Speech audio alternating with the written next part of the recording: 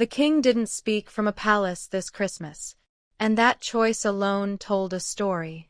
Because in a world growing louder, faster, and more divided, King Charles delivered a message that felt unusually serious, almost urgent. Recorded inside Westminster Abbey's ancient Lady Chapel, his words weren't about luxury or tradition.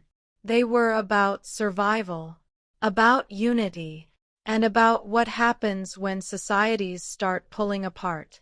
And from the very first moment, it was clear, this was not a routine holiday speech. He reached back 80 years, invoking the memory of VE Day and VJ Day. Not as history lessons, but as warnings. Reminders of a time when communities had no choice but to stand together. The king spoke of courage, sacrifice, and people uniting in the face of overwhelming challenge. And without naming modern conflicts directly, the parallel was impossible to miss. The message was simple, but heavy. Those values weren't optional then, and they aren't optional now. But the setting made it even more powerful. Instead of a royal residence, the king chose Westminster Abbey, stone walls that have seen wars, plagues, and crowns rise and fall.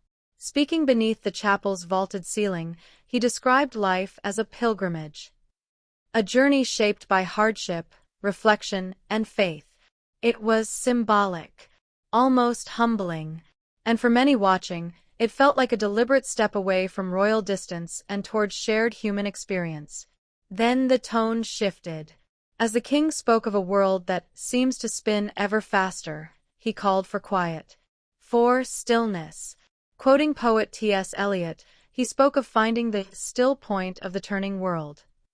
Later, Aide suggested this was a subtle nod to the chaos of modern life, constant notifications, endless outrage, digital noise. Some even described it as a gentle royal push toward a digital detox. Less scrolling, more listening, more knowing your neighbors. But calm, the king made clear, does not mean passive. He praised what he called spontaneous bravery, ordinary people stepping into danger without hesitation. The broadcast showed scenes from Bondi Beach in Australia, where bystanders intervened during a violent attack at a Jewish community event. There were also images from a synagogue in Manchester, where members of the congregation tried to stop an attacker. Different countries, different faiths, same instinct to protect others. The king's message was unmistakable. Courage still exists, even in the darkest moments. And then came a quiet but powerful statement of solidarity.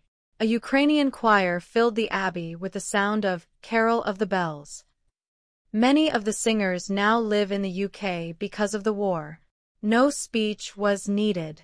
The symbolism spoke for itself. The king has long been a supporter of Ukraine, and this musical choice felt like a soft but firm reminder of where he stands, and who he hasn't forgotten.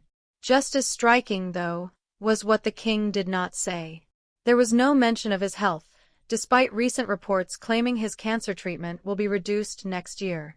No personal reflections, no reassurance, and notably, no reference at all to his brother Andrew, who was stripped of his titles earlier this year. For a speech that touched nearly every global pressure point, the silences felt intentional, calculated, almost louder than words. Instead, the focus turned forward. The broadcast highlighted the working royals, Prince William, Catherine, and a new generation stepping into view. Viewers saw Prince George on his first visit to a homelessness charity, alongside his father. A small moment, but a meaningful one. Service over spectacle. Lessons passed quietly, not announced loudly.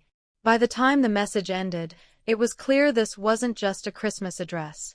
It was a reflection of a monarchy trying to redefine relevance in an unstable world. A king urging unity without shouting, offering calm without denial, and reminding people that even when nations argue and communities fracture, the choice to stand together still exists.